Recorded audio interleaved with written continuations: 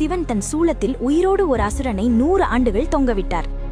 பிரபஞ்சமே வெளிச்சத்தை மறந்து இருளில் மூழ்கி கிடந்த காலம். அவன் பெயர் அந்தகாசுரன், இருளின் அதிபதி.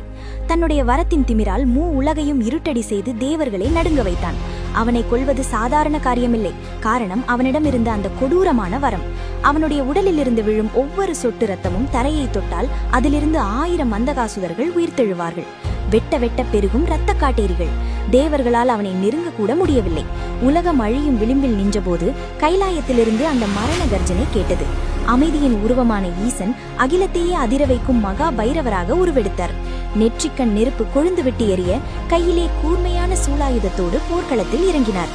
தன் ஒற்றையடியால் அந்தகாசுரனை நிலைகுலைய செய்த சிவன் சற்றும் யோசிக்காமல் தன் சூலாயுதத்தால் அவன் மார்பை ஓங்கி குத்தினார். ரத்தம் தரையில் விழுந்தால் தானே ஆபத்து. அசுரனை அப்படியே சூலாயுதத்தோடு விண்ணில் தூக்கி நிறுத்தினார் சிவன். தரையில் ஒரு சொட்டு ரத்தம் கூட விழாமல் இருக்க யோகேஸ்வரி என்ற சக்தியை உருவாக்கி அந்த ரத்தத்தை அருந்தச் செய்தார். ரத்தம் சொட்ட சொட்ட உயிர் போகாமல் தவித்தபடியே பல 100 ஆண்டுகள் சிவனின் சூலாயுதத்திலேயே அந்தகாசுரன் தொங்கினான். பல 100 வருட நரக வேதனைக்கு பிறகு அவனது ஆணவம் அழிந்தது. சிவனின் காலடியில் சரணடைந்தான் அசுரன்.